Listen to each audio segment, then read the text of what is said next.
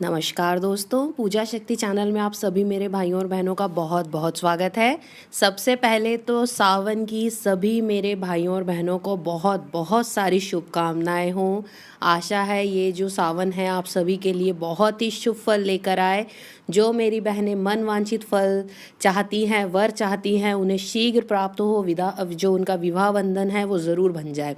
अब बात कर लेते हैं भोजन की। बहुत सारे वीडियो होंगे व्रत कथाओं पे, परंतु मैंने सोचा भोजन के बारे में भी एक वीडियो बनाना चाहिए ताकि सभी को हो सकता है मुझसे ज़्यादा थोड़ा नॉलेज हो, परंतु जितना मुझे पता है भोजन किस प्रकार करना चाहिए, किस प्रकार के नियम होने चाहिए, आज वही मैं आप सभी के साथ शेयर करूँगी।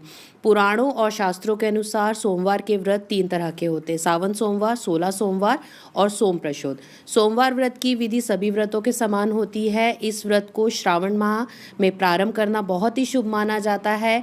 सावन सोमवार के व्रत में भगवान शिव और देवी पार्वती जी की जो पूजा होती है वो करी जाती है। सावन के सोमवार पर व्रत सूर्योदय से पहले ही प्रारंभ कर दिया जाता है, तीसरे प्रहर तक किया जाता है।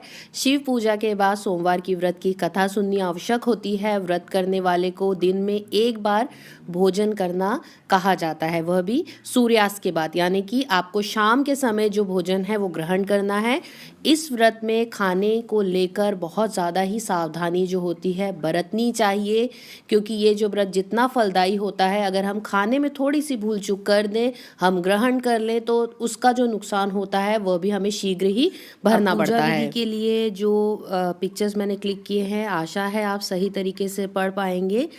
ये आपको जो है किसी भी पुस्तक में आसानी से मिल जाएगी। जो सावन माह की पुस्तक रहती है, व्रत कथाएं रहती हैं, जिनमें सब कुछ बताया जाता है कि हमें किस प्रकार व्रत रखना चाहिए, किस प्रकार के नियम जो होते हैं लागू होते हैं। तो मैं यही कहूँगी, भोजन संबंधी जो क्रियाकलाप रहता है उसमें थोड़ी सी सावधानी बरतें। बाहर जाकर इस दिन बिल्कुल ना खाएं, बाहर का भोजन बिल्कुल ग्रहण ना करें। हो सके तो घर में ही भोजन ग्रहण करें, घर में ही जो बना हुआ शुद्ध भोजन है वो खाएं, क्योंकि होटल्स में जो रहता है सभी प्रकार का भोजन रहता है। कई बार वहाँ के व्यक्ति बिना नहाए धोए भोजन बनाते हैं, हमें नहीं पता है कितनी साफ़ सफाई से वो भोजन बना है, हो सकता है नॉनवेज भी साथ में बन रहा हो। तो यही कहूँगी कि भोजन ग्रहण आपके घर पर ही करें। फल वगैरह बाहर खा सकते हैं, आप लस्सी पी सकते हैं। उसके अलावा जो नियम है हम उनके बारे में चर्चा कर लेते हैं। तौर पर जैसे देखा गया है, लोग सूर्यास्त के बाद सिर्फ एक शाम का ही भोजन करते हैं, लेकिन बहुत सारे जो व्रतधारी होते हैं वह दिन में कई बार फल और फलों का जूस ले लेते हैं।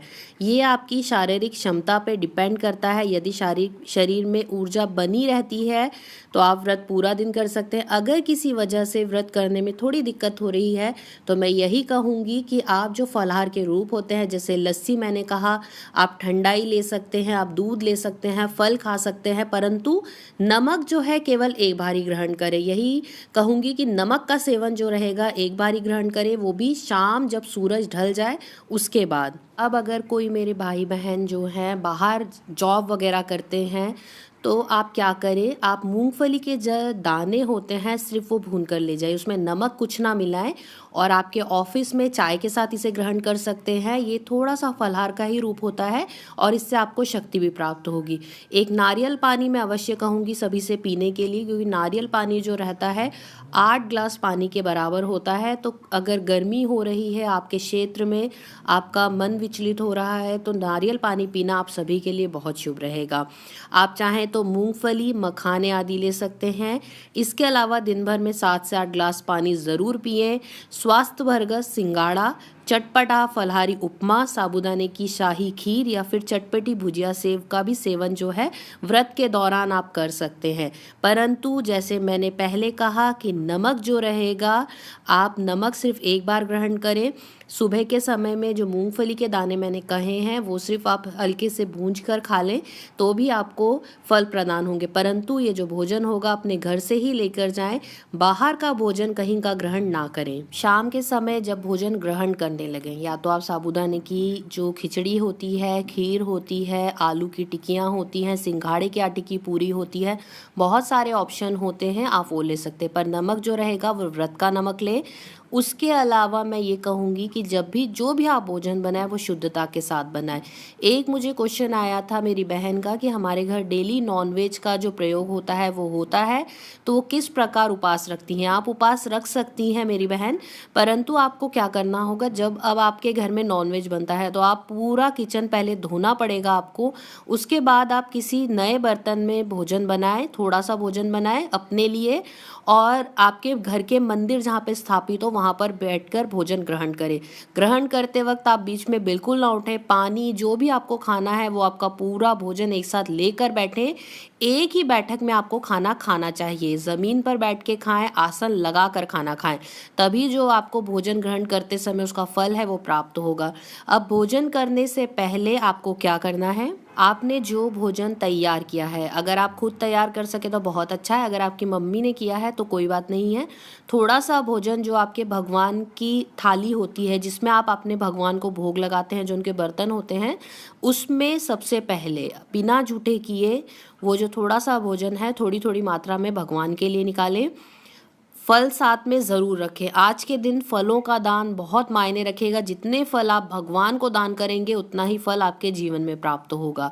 स्वच्छ कपड़े पहन के शाम की आरती गाएं। आरती गाने के बाद वो जो भोजन है भगवान को ग्रहण करवाएं। ग्रहण करवाते समय आप भगवान से ये कहेंगे कि हे शिव जी, मैंने आपके लिए भोजन बनाया है, कृपया आके भोग लगाएं तथा मेरे इस व्रत को सफल बनाएं। आपने जो पूरा काम है वो कर लिया है। अब भोग लगाने के बाद 5-7 मिनट वो भोजन वहीं रहने दें। अब वो भोजन उठाकर जो आपने व्रत का भोजन बनाया है उसमें मिलाएं तथा वो भोजन अब ग्रहण करें। आप ग्रहण करते समय भी आपको पहले हाथ जोड़कर शिव जी से प्रार्थना करनी है कि आपका मैंने आज का उपवास रखा। आप ये जो बातें हैं अपनी भाषा में भी कह सकते हैं, मैंने ये उपवास किया है, मैं आशा करता हूँ या करती हूँ आज का ये मेरा उपवास सफल होगा।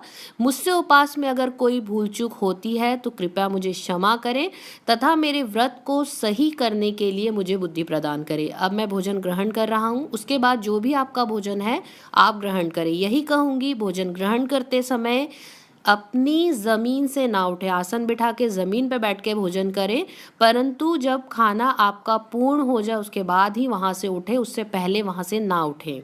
अब जो दिन भर का भोजन रहेगा, चाय का सेवन आप कर सकते हैं। चाय, क्योंकि आजकल बहुत अधिकतर लोग जो होते हैं जॉब करते हैं तो बहुत मुश्किल हो जाता है ट्रैवलिंग करना, उसके बाद व्रत का पूरा नियम करना भी। तो चाय का सेवन आप कर सकते हैं जितना चाहे। पहले तो मैं यही कहूँगी, आप अगर नारियल पानी ले लेंगे तो आपको शायद इतनी ज़रूरत नहीं लगेगी, परंतु अगर आपको वीकनेस लगती है या अगर आप जॉब कर रहे हैं, बहुत थकान होती है, तो आप चाय का कप ले सकते हैं। कॉफ़ी के लिए कुछ लोगों की मनाही होती है, कुछ लोग इसे ग्रहण करते हैं, परंतु यही कहूँगी कॉफ़ी भी ग्रहण कर सकते हैं। जैसे चाय पत्तियों द्वारा बनती है, कॉफ़ी जो रहती है बीज के द्वारा बनती है, तो दोनों में कोई इतना फ़र्क है नहीं। वो सिर्फ बीज की होती है कॉफ़ी, तथा ये जो चाय होती है पत्तियों की होती है, तो एक तरीके से नेचुरल ही होती है। आप इनका ग्रहण कर सकते हैं। नींबू पानी दिन भर में जितना चाहे ले सकते हैं। नींबू पानी पीजिए, लस्सी का सेवन कीजिए, ठंडाई का सेवन कीजिए। हम जब पानी, क्योंकि पानी का मैं बार बार इसलिए कहूँगी कि अगर पानी अगर आपके शरीर में ख़त्म हो जाएगा तो डिहाइड्रेशन की प्रॉब्लम हो सकती है, चक्कर आना, जी मचलाना तथा कई प्रकार का जो मानसिक तनाव होता है वो होने लगता है। जिस दिन हम भोजन ग्रहण नहीं करते हैं, कई बार हमारा शरीर जो होता है हमारा साथ छोड़ देता है, और कई बार ऐसा होता है हमारी जॉइंट फैमिली होती है, हमारे परिवार का भी बहुत काम होता है, मेरी जो बहनें होती हैं, हमारे छोटे बच्चे भी होते हैं, तो मुश्किल हो जाता है पूरा दिन काम करना भी तथा व्रत का पूरा पूरा नियम का पालन करना भी। तो नारियल पानी पी लीजिए आप सभी। उसके बाद चाय का सेवन आप कर सकते हैं, 1 गिलास लस्सी पी लीजिए, फलों का सेवन आप कर सकते हैं। परंतु ये जो नियम है मैं यही कहूँगी, अगर आपको बहुत ज़्यादा आवश्यकता हो, शरीर साथ नहीं दे रहा हो, तभी इन सब चीज़ों का जो सेवन है आप करें। अन्यथा अगर पूरा दिन निराहार रहते हैं तो वो उपवास भी आपको बहुत ही फलदायी रहेंगे। पर फिर यही बात हो जाती है, भगवान आपकी श्रद्धा देखते हैं, आप किस प्रकार उपवास के नियम कर रहे हैं वो देखते हैं। उस दिन आप किसी का दिल ना दुखाएं, आप पूर्ण श्रद्धा भक्ति से उपवास करें, सच्चे मन से उपवास करें। ओम नमः शिवाय का जो जाप है वो ज़रूर करें। ये बात मैं फिर से कहना चाहूँगी कि जितना भी आप कार्य करें, कुछ भी करें, परंतु अपने मन ही मन ओम नमः शिवाय का जाप ज़रूर करें। आप देखें सोमवार के फल आपको जो किस प्रकार मिलते हैं, आपके जीवन में किस प्रकार खुशियाँ लेके आते हैं ये व्रत। नियम रहेगा, आपको उपवास में कथा ज़रूर सुननी है, कथा ज़रूर सुने, अन्यथा जो आपका व्रत है वो आपको लगेगा नहीं। ये कथा आपको आपके आसपास के मंदिर में पंडित द्वारा भी सुनने में मिल सकती है, क्योंकि आजकल फैसिलिटी हो जाती है मंदिरों में, पंडित कई बार जो होता है हमें कथा सुनाते हैं। अगर नहीं हो तो आप एक पुस्तक ज़रूर बाय कर लें, अगर पुस्तक ना भी हो तो आप नेट पर सर्च कर सकते हैं, आपको इजीली कथा मिल जाएगी। कथा ज़रूर सुने, शाम की आरती ज़रूर गाएं। शाम के समय की जो आरती होती है बहुत मायने रखती है हर व्रत के अंदर। तो शाम की आरती ज़रूर गाएं, आरती करने के बाद पूरे घर में आरती ज़रूर घुमाएं, आशीर्वाद ज़रूर लें। अब भाइयों और बहनों, ये तो हो गई भोजन की बातें, अब बात कर लेते हैं सवाल और जवाब की। तो मेरी बहन प्रिया ने पूछा था कि विवाह के योग कब बन रहे हैं। तो विवाह के योग जो उनके हैं, ये इनका क्वेश्चन दिल्ली से आया था और उन्होंने कहा था कि सिर्फ मेरा नाम ले दीजिएगा तो मैं समझ जाऊंगी कि मेरा नाम है, कृपया मेरी डेट ऑफ बर्थ का जो बातें हैं वो ना बताएं। तो आप मेरे ख्याल से समझ गई होंगी, ये सवाल का जवाब आपके लिए ही है। आपका विवाह 2018 के नवंबर के बाद के बहुत अच्छे योग बन रहे हैं। आशा है उस समय पे आपको आपका मनपसंद जीवन साथी जो है वो मिलेगा। लव मैरिज के योग जो है बहुत कम मिल रहे हैं और मैं यही सलाह दूंगी, लव मैरिज की तरफ अपना रुझान ना दिखाएं, अन्यथा जीवन में जो तकलीफ है वो आएगी ही आएगी। घर वालों की मर्जी से पसंद किया हुआ वो जो वर रहेगा आपके लिए शुभ रहेगा। विदेश यात्रा के योग विवाह के बाद बहुत ज़्यादा बन रहे हैं, तो कृपया उस तरफ ध्यान दें।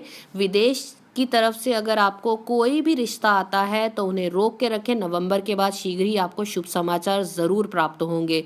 अब एक माताजी जिन्होंने आसाम से मुझे प्रश्न किया था अपनी बेटी के लिए, तो मैं उनसे यही कहना चाहूँगी कि माता जी कृपया जो बेटी का टाइम है आपने दे दिया है, प्लेस और जो उनका फुल नाम है कृपया फिर से कमेंट में लिखें, क्योंकि जो डिटेल्स है वो अधूरी है। मैं यही कहना चाहूँगी फिर से मेरे सभी भाई बहनों से, आप कृपया जन्म स्थान, जन्म तिथि तथा जन्म का जो समय है पूर्ण लिखें, तभी मैं आपके सवालों के जवाब जो है दे पाऊँगी।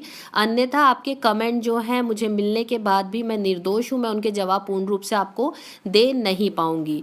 अब अगला सवाल जो है सोनिया जी की तरफ से था। सोनिया जी, इनकी डेट ऑफ बर्थ 13 नवंबर 1968 है। तो सोनिया जी आपका समय बहुत अच्छा आने वाला है, कर से मुक्ति शीघ्र प्राप्त होगी, परंतु यही कहूँगी थोड़ा अगस्त में संभल के चलें, क्योंकि अगस्त का जो माह है आपके लिए थोड़ा सा दुख भरा रहेगा।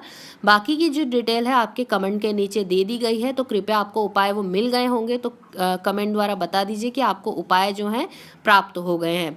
तो भाइयों और बहनों, आज के लिए इतना ही। मैं आशा करती हूँ आप सभी को बहुत पसंद आया होगा आज के वीडियो। हम फिर मिलेंगे किसी नए विषय पे चर्चा करते हुए। आप सभी का बहुत बहुत धन्यवाद। धन्यवाद दोस्तों।